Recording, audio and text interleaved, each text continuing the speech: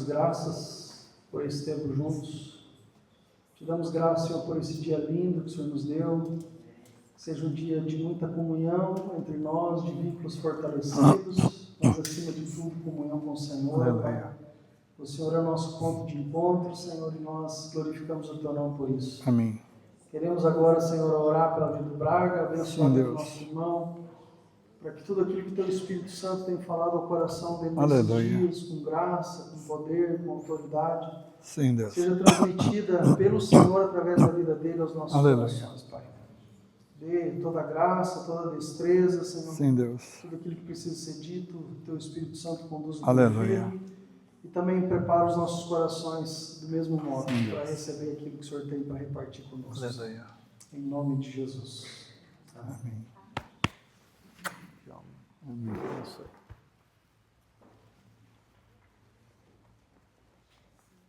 Amém, queridos? Bom dia para todos. A paz do Senhor Jesus. É bom estarmos aqui. Sempre é bom estarmos juntos. Sempre é bom podermos louvar a esse Deus tremendo, esse Deus poderoso. E estar aqui com os irmãos lá de Paranaguá, os irmãos daqui da Chácara Manaim, a igreja ali de Pinhais, de Curitiba. Nós louvamos a Deus pela vida de cada um. Obrigada, filha. Essa é minha filha, para quem não sabe, viu? Acho que todos já sabem, né? Quase todos. E é sempre um desafio poder compartilhar da palavra de Deus. Sempre dá um frio na barriga. Sempre os joelhos tremem, porque é uma responsabilidade. Compartilhar a palavra, aquilo que Deus tem nos dado, é sempre um desafio. Por mais tempo de experiência, por mais anos ministrando, sempre é um desafio. E nesta manhã, nós queremos compartilhar algo muito importante para a vida da igreja. Deus tem falado ao meu coração esses dias, muitas mudanças e muitas mexidas, e eu creio que Deus tem algo especial para nós nesta manhã. Deus tem algo especial para o teu coração nesta manhã. Porque Ele está no controle de todas as coisas.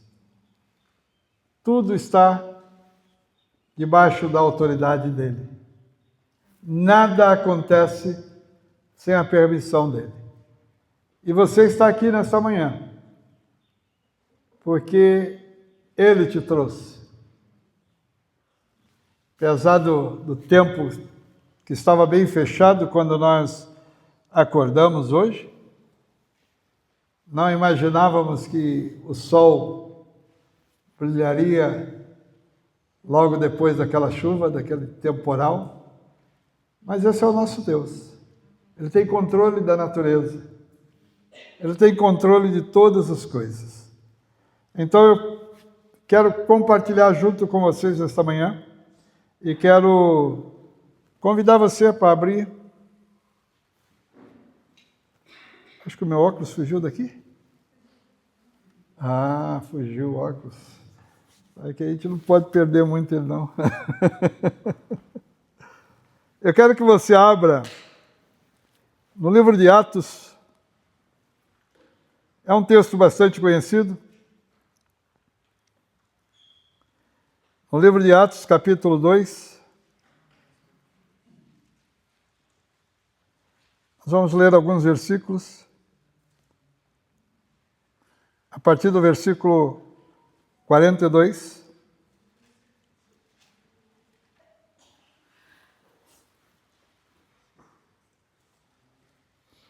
E o texto aqui que chama a atenção no início dessa palavra diz como viviam os novos cristãos.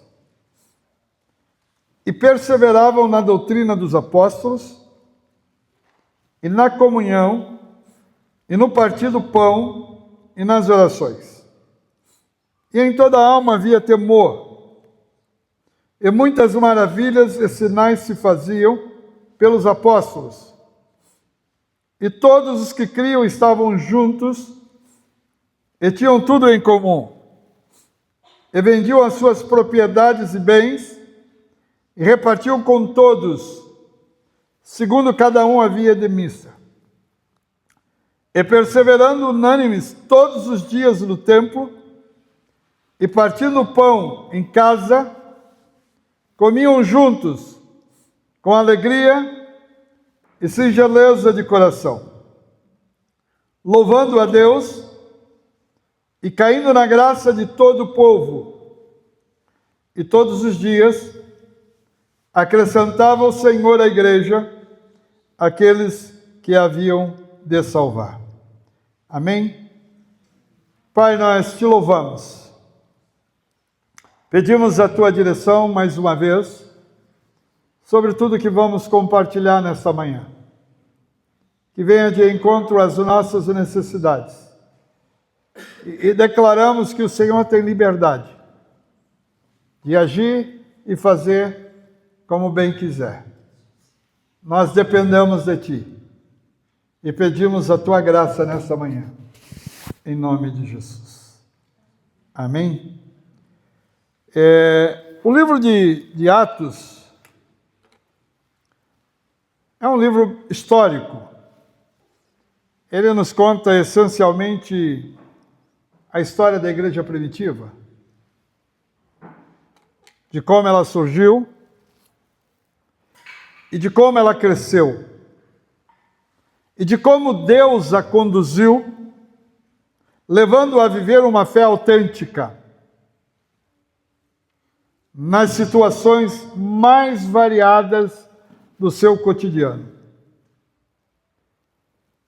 E sem sombra de dúvida, hoje, quando nós olhamos para essa igreja, nós a vemos como um modelo.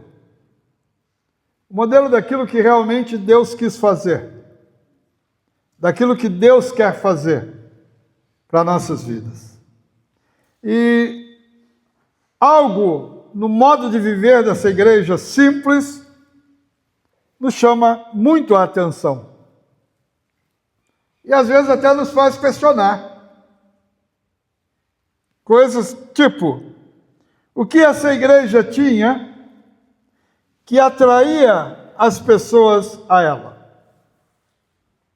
As pessoas eram atraídas como um imã atrai aqueles materiais ferrosos. Elas eram atraídas. O que elas tinham? O que tinham aqueles primeiros cristãos que falavam ao coração dos seus amigos e vizinhos? O que eles tinham? Que a vida deles servia como testemunho. O que eles tinham?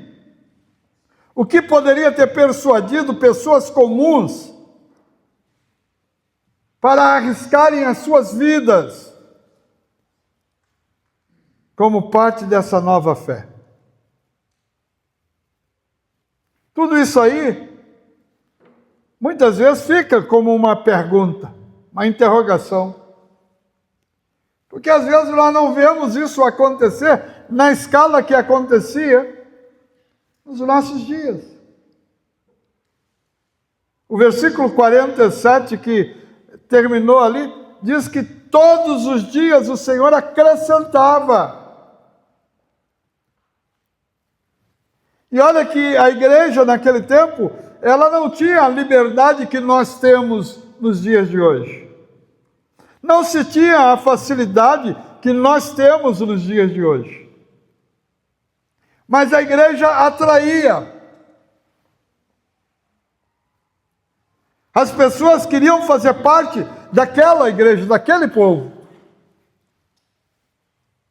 Muitos foram mortos. Muitos.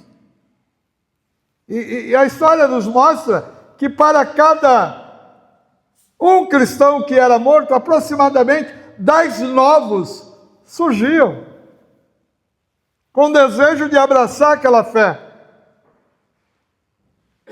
E eu olho para esse texto e para a vida daquela igreja, e entendo que como igreja hoje, eu e você, nós precisamos ter bem claro quais são as nossas convicções e as nossas motivações. Porque aqueles irmãos tinham isso bem claro. Eles sabiam em quem criam, sabiam o que deveria ser feito. Eles tinham a certeza de que aquele Jesus que caminhou com eles era o Jesus que estava levantando aquela igreja. Então, quando nós lemos o livro de Atos, que alguns até dizem que deveria ser chamado, ao invés de Atos dos Apóstolos, Atos do Espírito Santo. Esse livro nos dá uma diretriz precisa sobre a importância de como devemos ser e viver como cristão. Como devemos ser e viver como discípulos de Jesus. Esse livro nos mostra. Havia algo muito forte naqueles primeiros discípulos de Jesus. Havia algo que marcou a vida daqueles primeiros discípulos, que faziam com que outras pessoas quisessem arriscar as suas vidas para seguir e fazer parte daquela comunidade. Mesmo sabendo que havia um fim, e na grande maioria deles, naquele momento, esse fim era a morte. Mas eles estavam dispostos. Havia algo diferente, que atraía novos crentes. Todos os dias o Senhor acrescentava. Isso é muito forte. Considerando que as autoridades naquele momento estavam querendo exterminar todos aqueles que se diziam cristãos. Havia uma direção forte das autoridades naquele momento de acabar com aquele povo. Mas não conseguiram. Graças a Deus por isso. E em Atos 2:1, nós lemos que eles estavam todos reunidos no mesmo lugar. Antes do dia de Pentecostes, antes do Espírito Santo descer sobre eles.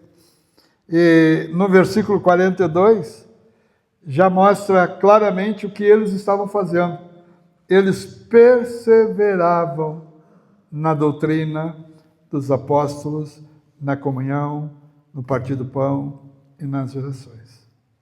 E justamente, pegando esse primeiro trecho do versículo 42, e essa palavra em específica, perseverança, é o que eu quero compartilhar um pouco com vocês sobre essa palavra.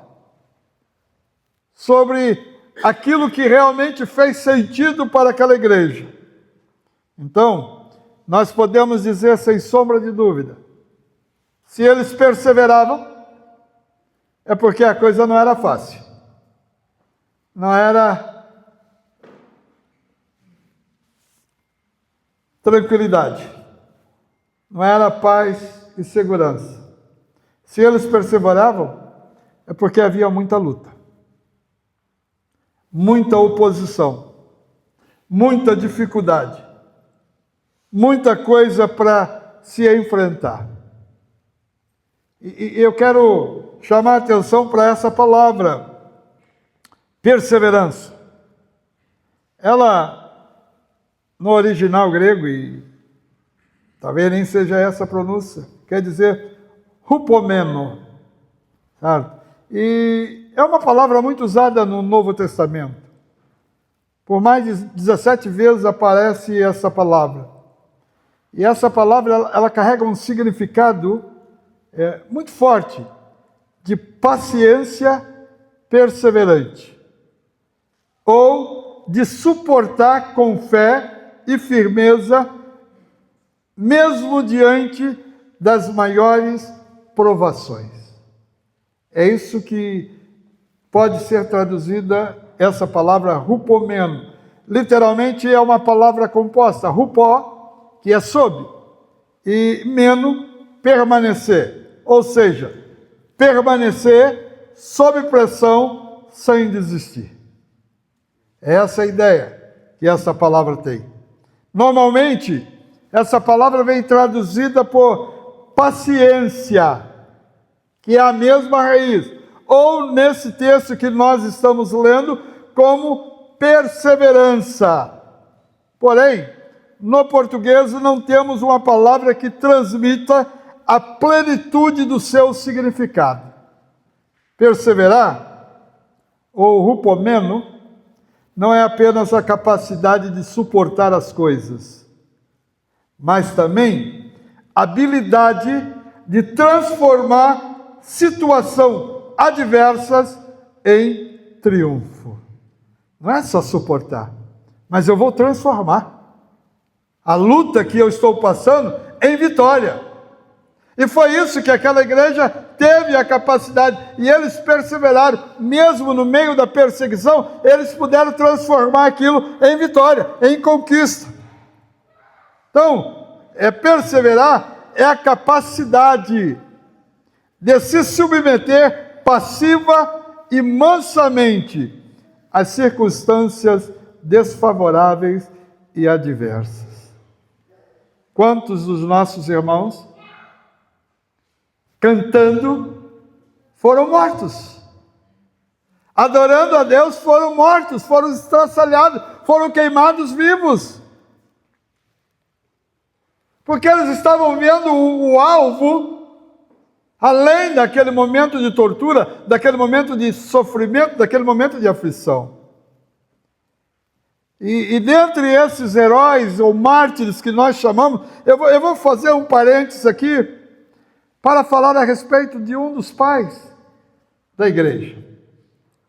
Um dos pais da nossa igreja cristã, entre o primeiro e o segundo século da nossa era.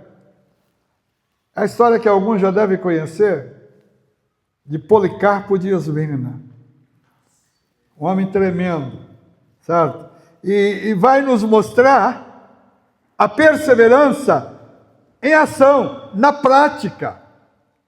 Porque muitas vezes nós falamos de perseverança e lemos perseverança, mas nós não entendemos o que realmente isso significa. O que é realmente viver perseverante. Sem desistir, sem desanimar, não importando a situação, não importando as condições. E Policarpo tem uma história tremenda, ele nasceu escravo. Foi adotado por uma mulher piedosa.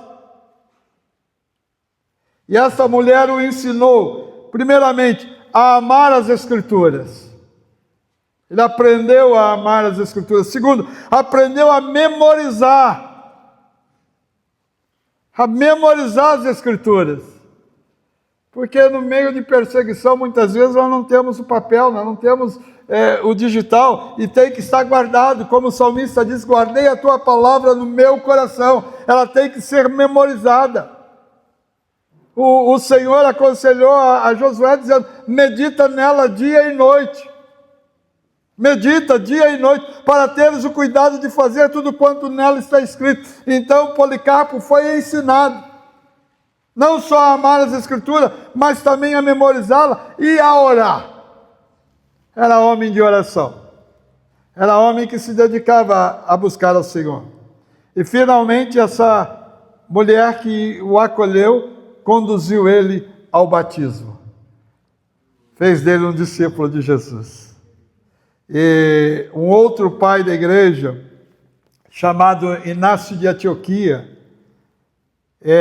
ele passou em Esmina, quando estava indo para Roma para ser executado. E ali ele se encontrou com Policarpo. E ele escreveu uma carta para Policarpo. E veja qual era o teor dessa carta, que dizia o seguinte: ele relembrava ao jovem Policarpo o compromisso que havia assumido com Cristo na ocasião do seu batismo. Olha por que essas pessoas perseveravam. Era um compromisso. Não era apenas um banho. Não era apenas um mergulho na piscina, ou no rio, ou no mar, aonde quer que seja. Mas era um compromisso, e a carta dizia o seguinte, preste atenção, por meio do seu batismo, você se alistou à milícia de Cristo. O exército que não derrama sangue. Portanto, que o seu batismo dure como suas armas, sua fé como seu capacete, seu amor como sua lança e sua paciência como uma panóplia completa. Panóplia é um termo militar que se refere a todo aquele equipamento de proteção que o soldado usa quando vai para a guerra. Capacete, escudo, lança e tudo mais. Então isso fazia parte. Ele dizia o seguinte, lembra do teu batismo.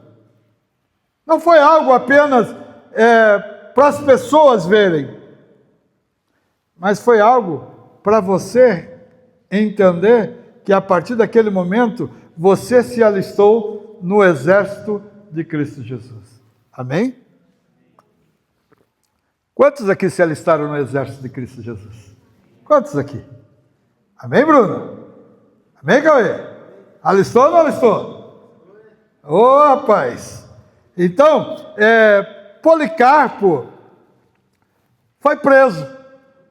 Não poderia deixar de ser.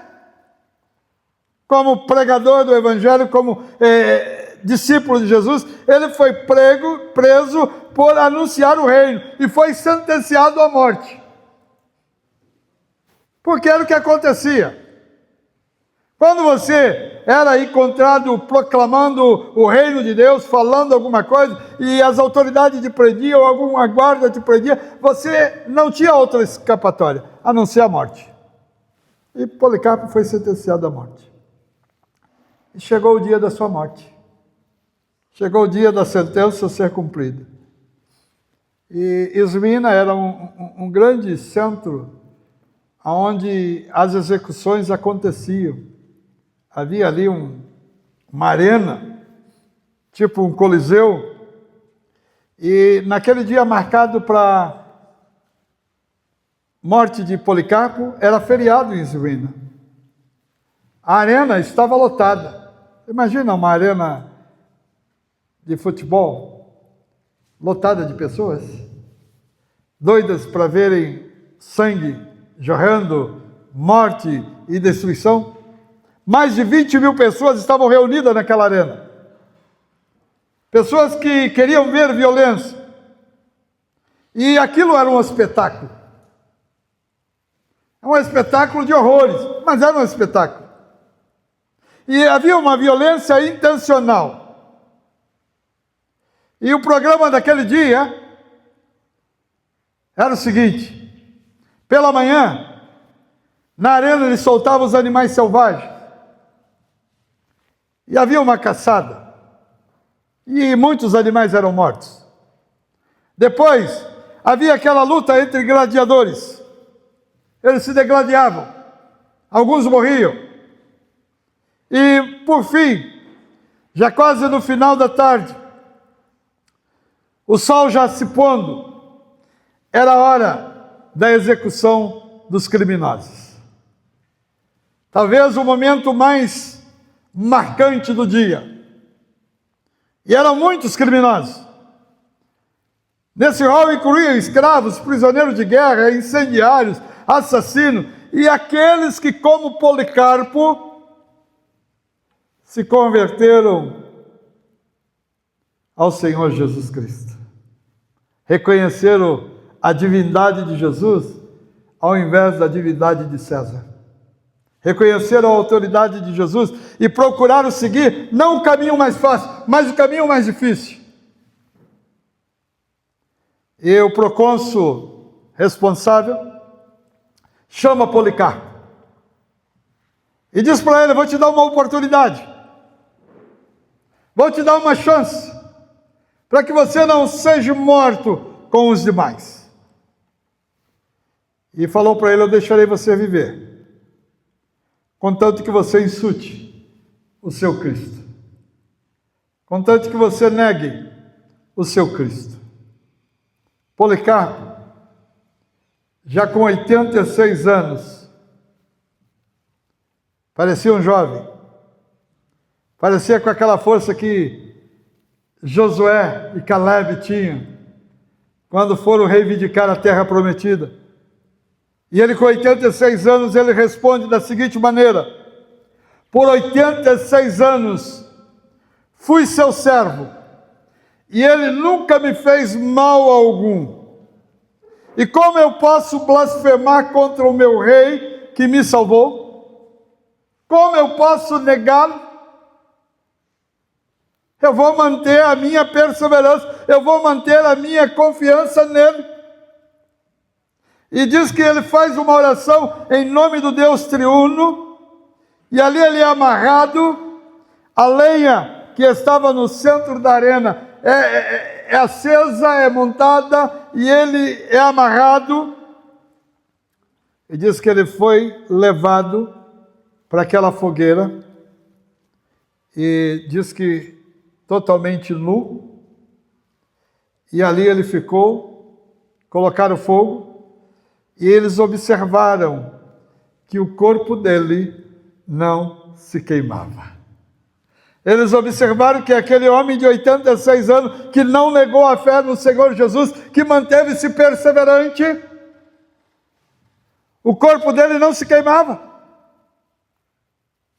E eles ficaram intrigados e mandaram que um carrasco fosse, não sei como ele conseguiu, mas o apunhalou para que ele pudesse ser morto.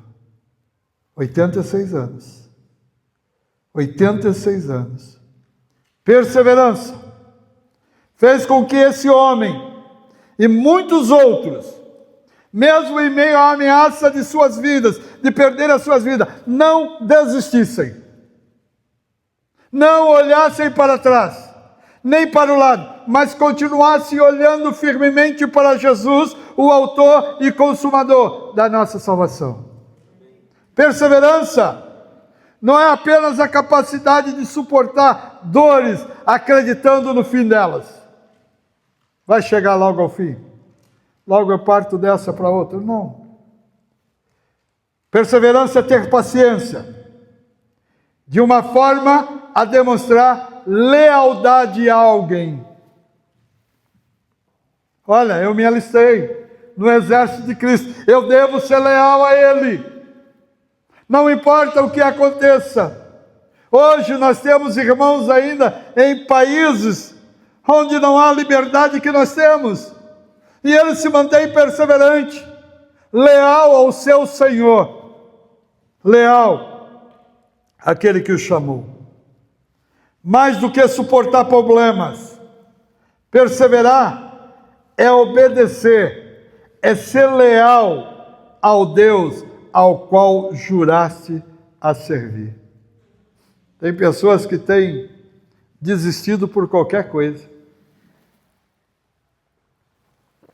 Esquece dessa lealdade.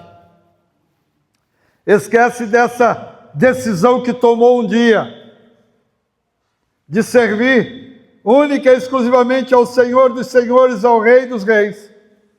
E estão desistindo por qualquer problema, estão desistindo por qualquer coisa, não querem aguentar firme.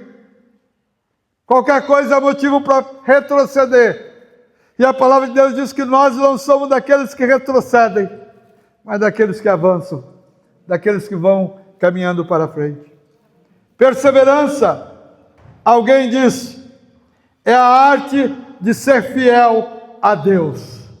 Perseverança é a arte de ser fiel a Deus. Não tem outro meio, não tem outra maneira. Perseverar é mais do que esperar, ter paciência, ou confiar além das próprias forças em algo que não parece ser tão concreto, ainda que eu não veja, mas eu creio. Eu creio. Ainda que eu não possa tocar, mas eu creio. É essa a certeza que Hebreus fala a respeito da fé. Fé é certeza, fé é convicção. E Paulo vai dizendo que nós não vivemos por vistas, mas vivemos por fé. O teólogo William Barker, ele escreveu uma seguinte frase: a perseverança é a qualidade que mantém o homem em pé, com o rosto voltado para o vento. É a virtude que pode testemunhar a aprovação mais difícil em glória, porque vê o alvo além da dor. Estou sofrendo? Mas eu sei em quem tenho crido. Lembra da palavra de Jó? Eu sei em quem tenho crido, e que por fim ele se levantará. Então eu estou sofrendo, mas eu estou olhando para o meu Senhor. Eu estou sofrendo, mas os meus olhos estão fixos na cruz. Eu estou sofrendo, mas eu não vou desistir, porque eu me alistei no exército do Senhor, e eu vou permanecer, eu vou perseverar. O salmista Davi declara isso no Salmo 40, quando ele diz: esperei com paciência no Senhor, e ele se inclinou para mim e ouviu o meu clamor. Perseverança. Esperar com paciência ou com perseverança significa que vamos deixar nossa vida ser guiada pelo Senhor e que vamos aceitar o que Ele tem preparado para nós. Isso não significa ficar parado, mas ter fé e não desistir. O Senhor tem para nós algo melhor. Paulo diz: os olhos não viram, nem chegou ao coração do homem. É o que Deus tem preparado para nós. Então essa dor não vai me parar, esse problema não vai me parar, essa dificuldade não vai me parar, porque eu estou vendo além. Eu estou olhando com os olhos da fé. Eu estou sendo guiado pelo Senhor, não por aquilo que eu posso ver, não por aquilo que eu posso tocar, não por aquilo que eu posso sentir. Ele tem preparado algo para nós. O salmista, ele declara isso quando ele diz: prepara uma mesa perante mim na presença dos meus inimigos. Ele tem preparado algo muito melhor do que você imagina. Mas você precisa perseverar. Você não pode desistir quando vem os problemas, quando vem as lutas. Você não pode desistir quando as coisas estão difíceis, não. Paulo escrevendo aos irmãos de Roma, ele diz o seguinte: não só isso, é Romanos 5, 3 e 4, não só isso, mas também nos gloriamos nas tribulações, porque sabemos que a tribulação produz perseverança. Você se alegra quando está sofrendo? Dá uma ideia de ser meio masoquista. Estou sofrendo, mas estou dando glória a Deus. Estou na luta, mas estou dando glória a Deus. Que coisa é essa? Que coisa é essa que o mundo não entende, mas nós que somos do Senhor entendemos. A perseverança, a tribulação produz perseverança. E a perseverança, olha só, a perseverança, um caráter aprovado. Você tem que dizer daqueles que passaram pela luta e foram aprovados, como Policarpo, como Inácio de Antioquia, como muitos outros pais que sofreram, que foram aprisionados. Um caráter ilibado, porque eles perseveraram. É o que ele diz: a perseverança produz um caráter aprovado, e um caráter aprovado é a esperança. Está tendo luta aí? Glorifica a Deus. Está passando por momentos difíceis? Glorifica a Deus. Porque ele diz: em tudo, dá graças. Porque esta é a vontade de Deus. Esta é a vontade de Deus. Ele escreve também aos irmãos de Colossenses 1:11. Na NVI diz o seguinte: sendo fortalecidos com todo o poder, de acordo com a força da sua glória, para que tenham toda perseverança e paciência com alegria. Você não vai perseverar resmungando. Você não vai perseverar reclamando: ah, por que eu estou passando por essa luta? Ah, por que me veio esse problema? Ah, por que me veio... Não, você vai passar por essa luta com alegria, perseverando, sabendo que o Senhor está no controle, e você vai se alegrar nele. Amém? O escritor de Hebreus, alguns acham que é Paulo, não sei, ele nos fala da perseverança na caminhada, como se fosse uma corrida que estivéssemos disputando. Não podemos desistir. Eu tenho que perseverar. E às vezes a gente vê corredores, quando chega já no seu limite, e eles vão um pouco mais. Eles vão um pouco mais, e quando eles cruzam a linha de chegada, para eles é um alívio. E depois eles são entrevistados, e eles dizem, olha, eu não tinha mais condições, mas alguma coisa dentro de mim me deu forças. E eu pude dar esse último sprint e alcancei a vitória.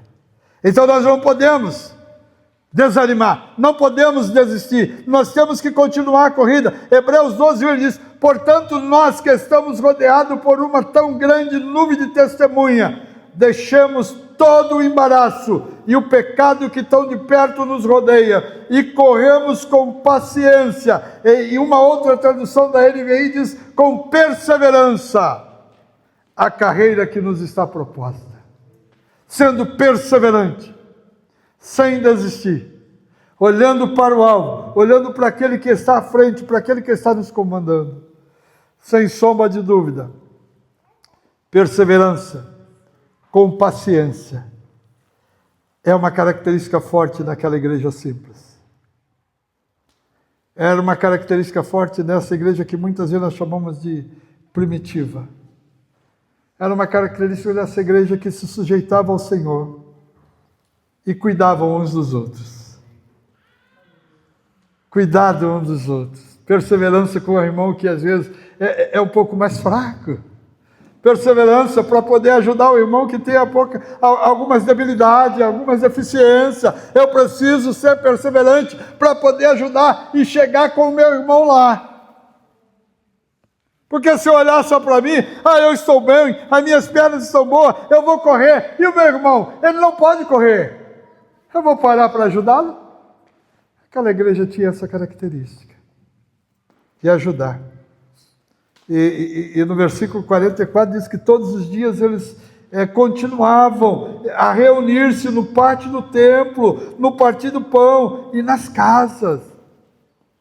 Nós percebemos aí que eles eram muito próximos. A igreja muito próxima uma da outra. Não havia um distanciamento. Você lá e eu cá. Você se vira. Não, eles estavam juntos. Todos os dias. Às vezes nós nos reunimos 1, 2 vezes por semana e tem gente que já acha muito. Tem gente que já acha que está virando santo demais porque vai 2 vezes nas reuniões da igreja. Eles se reuniam todos os dias. Eles tinham uma mesma mente. Eles tinham a mente de Cristo. Pensavam como Cristo. É isso que eu e você precisamos ter, a mente de Cristo. Foi falado aqui logo no início da nossa reunião. Eles viviam Cristo, eles viam Cristo uns nos outros e se amavam uns aos outros. Ele olhava e podia ver Cristo na vida do Otávio. Ele olhava e via Cristo na vida do Sussi. O Sussi olhava e via Cristo na minha vida. Você pode olhar para o seu irmão e ver Cristo na vida dele? Diga para ele, eu vejo Cristo em você, meu irmão. Eu vejo. Precisamos ver, porque nós somos semelhantes a Jesus. Então as pessoas precisam olhar para nós e ver Cristo em nós. A esperança da glória, dizia o salmista. Eles partiam pão em casa. Em algumas versões diz que eles partiam pão de casa em casa.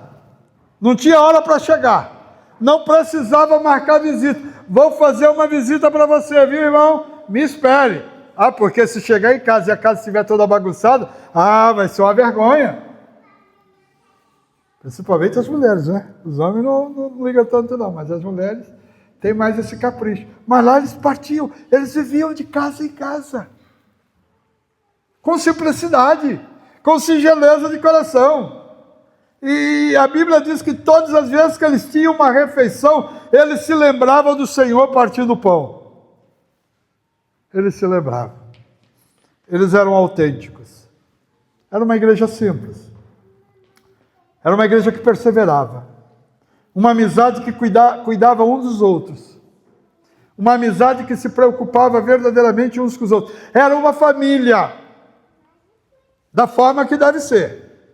Porque o Senhor veio buscar e veio nos fazer não uma igreja A, uma igreja B, mas uma família. De muitos filhos. Uma família. Era um cristianismo honesto. A Bíblia diz que ninguém dizia o que possuía era seu, mas tinham tudo em comum. Então, aqueles que creram no Senhor Jesus viviam uma vida de igreja. Eles viviam como um corpo. Eles eram membros uns dos outros.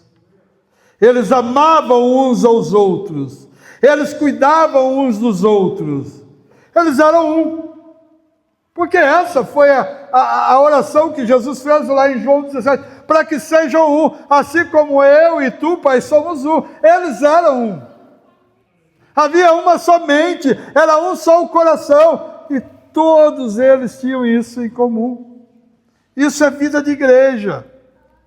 É isso que nós precisamos para podermos continuar na nossa caminhada e sermos perseverantes uns para com os outros. Isso é vida de corpo. Isso é a vida que Deus quer que nós vivamos.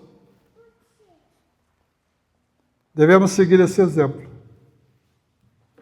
Devemos seguir o exemplo da igreja. Essa igreja que foi modelo para nós. Essa igreja que foi modelo para o mundo. E devemos agradecer a Deus porque eles demonstraram que é possível viver. Eles demonstraram isso. Eles viveram isso. E se eles viveram, eu posso viver. Você pode viver. Nós podemos viver. Eles viveram. Nós precisamos disso. É possível acontecer. Precisamos orar para que cada vez mais consigamos manter esse tipo de comunhão uns com os outros. Precisamos ser mais amigos uns dos outros. Isso tem a ver com a perseverança. Era por isso que essa igreja crescia exponencialmente. O Senhor acrescentava. Porque era um ambiente propício para que outros pudessem ser atraídos. E eles eram atraídos. Havia uma prática de vida.